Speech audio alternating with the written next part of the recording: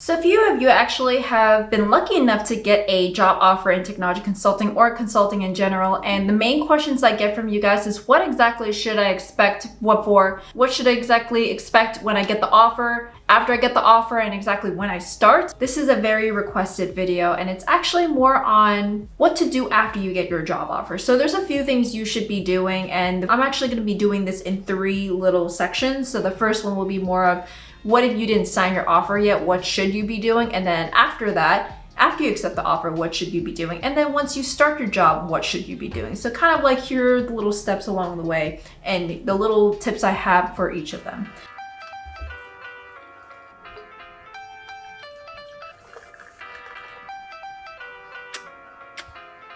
So the first off is you got an offer. Congratulations, you worked so hard. Definitely celebrate. So that's step number 1, celebrate. And then also, if you haven't signed yet, make sure you thank your recruiter, thank everyone that you have interviewed. A lot of people just do thank you emails after the interview, but they didn't actually do it for the offer, and you want to make sure you let them know so that way they can congratulate you too and welcome you to the firm.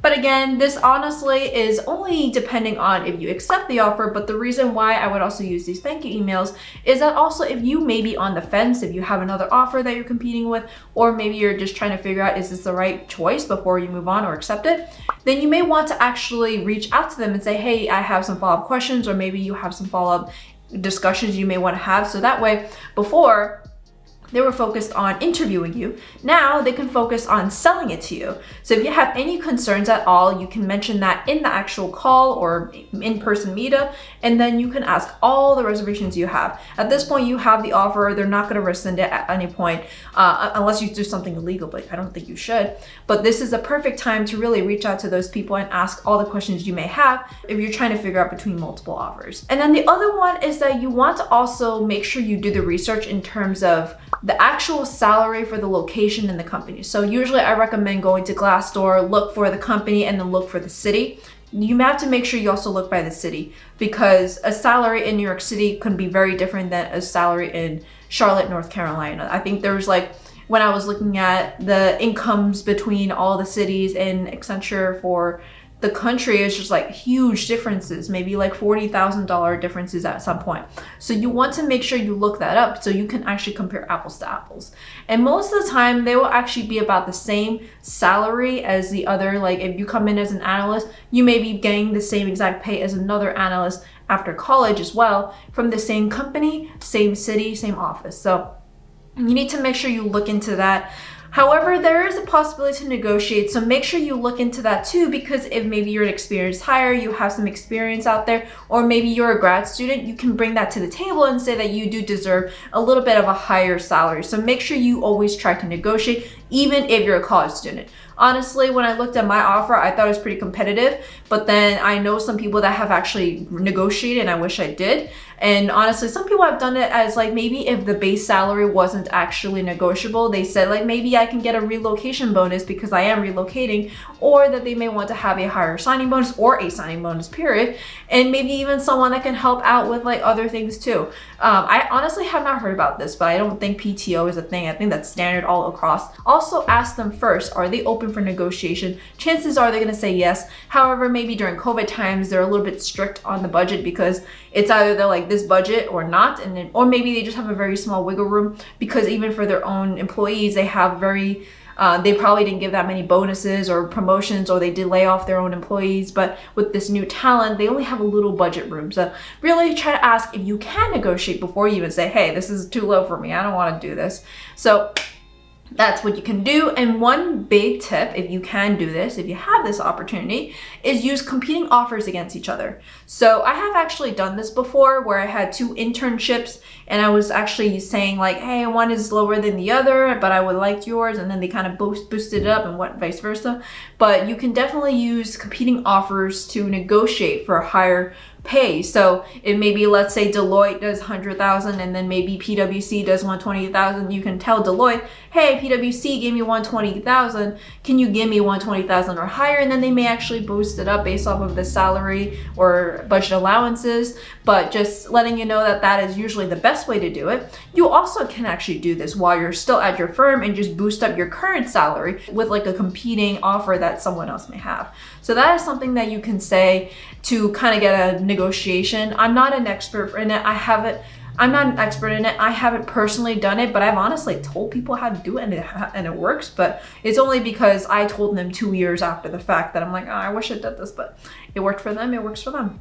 After you accept the offer, congratulations, celebrate again. Honestly, just keep on celebrating. You want to celebrate all the little wins. That's how you really feel comfortable in your own career and own it yourself. And another thing that you want to do is, and it really depends on the firm and the kind of role you may have, if you already know who you will be working with, if they're hiring you into a team, already start networking and talking to that manager. See what can you be doing to prepare. However, if maybe you're in a floating role, kind of like what a lot of consultants are, where you come into the firm and there's like all these projects out there and you're kind of just like based off of your skills and at the time, the demand and what they need, you may just not have any particular manager yet. However, most consulting firms do have a people manager, talent lead, or career counsel, whatever they call it. It's usually the person that you work with when it comes to your career and career advancement, or sponsor, something like that. You need to work with them and see, okay, what can you be doing at that particular time? Most, at least like for example, Accenture, they don't tell you until you start, or maybe if you're at a particular level, you need to find someone. Then that's really all on you, and you can't really do that now. But some companies, like for example, if you are hired into a particular team and you know what that particular team is looking for and who they are, you can already start reaching out to them and say, hey, is there anything I could prepare before I start?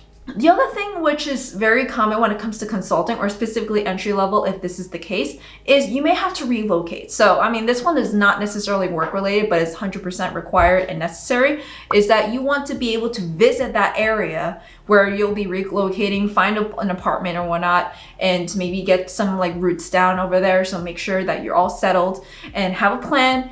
And one thing I would say though is that I don't know about your particular firm, but for my particular firm at Accenture, typically what I would recommend is stay where you are until you get your project, so you know where you need to be and how long it is. Because I remember talking to someone that works in the DC office, and he actually didn't even have to go to DC. It was like some place in Maryland. So a lot of people have moved to an expensive city of DC when they could have just gone to Maryland and it would be a lot cheaper and it would just be commuting, because that's his project for the past 2 years. So commuting from DC to Maryland, not worth it. So in that case, you really want to make sure maybe to hold off if you can until you actually hear what the project is, then move. How to actually figure out where you're moving.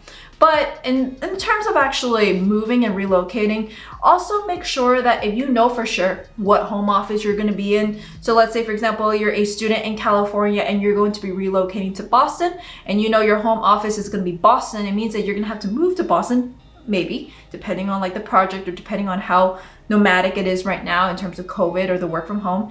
Then you can go to the Boston office and network with people there. So if you are not doing this in person, if you're going to be virtual, then you can always just network with people in the Boston office through like the Teams or whatnot, or LinkedIn. If you just accepted your offer, you won't be in their systems yet and you won't have their email addresses yet, but you can find them on LinkedIn, or you can chat.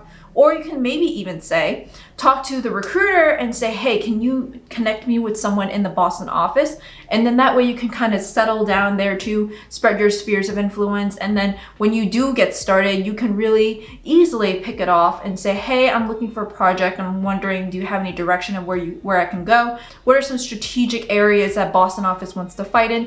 Usually it's more specific to regions or a particular business area or a particular unit. So let's say, for example, the SAP practice in Boston could be focusing on healthcare, something like that. Or maybe the Oracle practice in LA is focusing on entertainment industry, something like that. You need to kind of think about, because these different areas may focus on different industries, just like how maybe in Texas they focus on the oil industry. And networking is key to figure that out and see how can you put your foot in the door, because even though when you start, you're expected to train, you're expected to do orientation, you are expected to eventually get on a project. And the quicker you are on a project, the easier it is to get out of the gate, start providing value for the company, and then actually start impressing people. The other thing I do want to mention is you want to start getting involved as much as possible. So with these networking, you can actually start working with people and say, hey, how can I get involved? and you may actually get more involved in the office, or maybe in the business unit, or maybe in business development, or maybe when it comes to recruitment, something like that. Getting involved is considered like an initiative work or +1 or extracurricular, if you say it like that, and it provides value to the company, and it's not just client work. Make sure to do your client work just as well, but doing this +1 or initiative work can really actually make you stand out, especially when it comes to promotion and career advancement time. So when it comes to performance achievement and career advancement time, that's what they would be looking at and focusing on.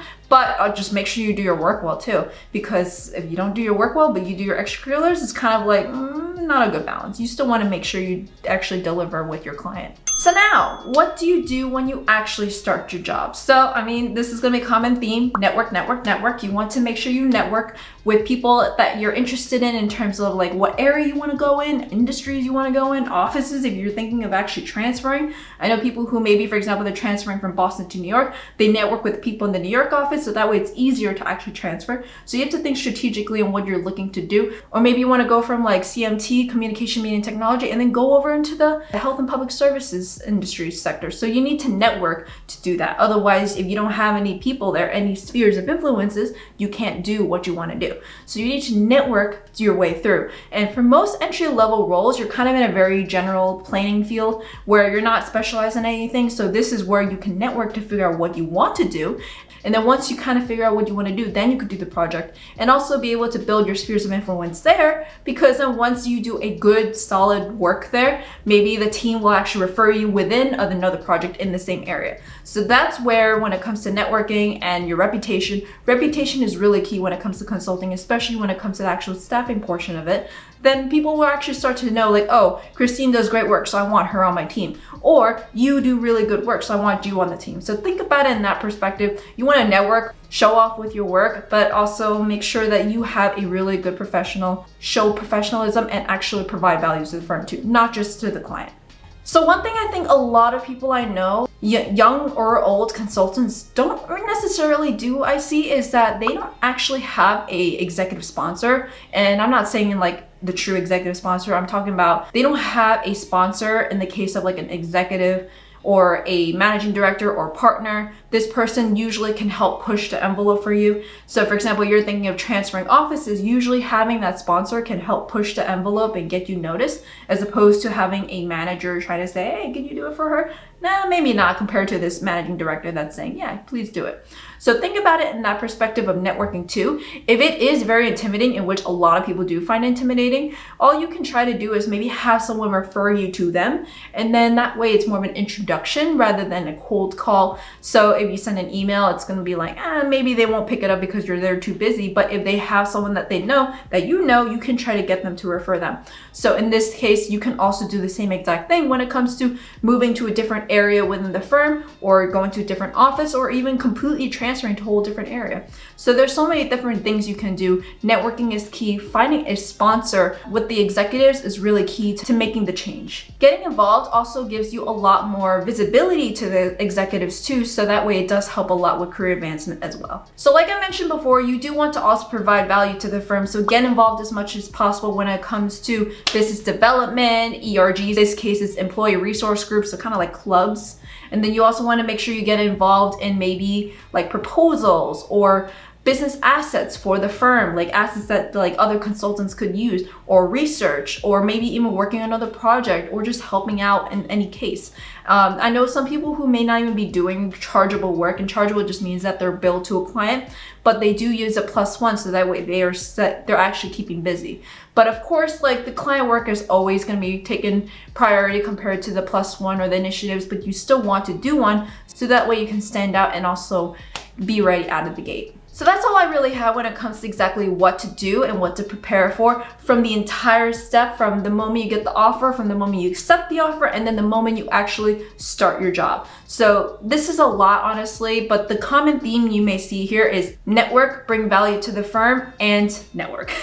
So you really want to try to increase your spheres of influence. And honestly, after all of this, if you're an introvert, you don't really like networking, in which I think in technology consulting, there's going to be a lot more introverts than other fields of consulting, in my opinion, because I notice that whenever I'm talking to people and I ask them, what are they, an introvert or extrovert?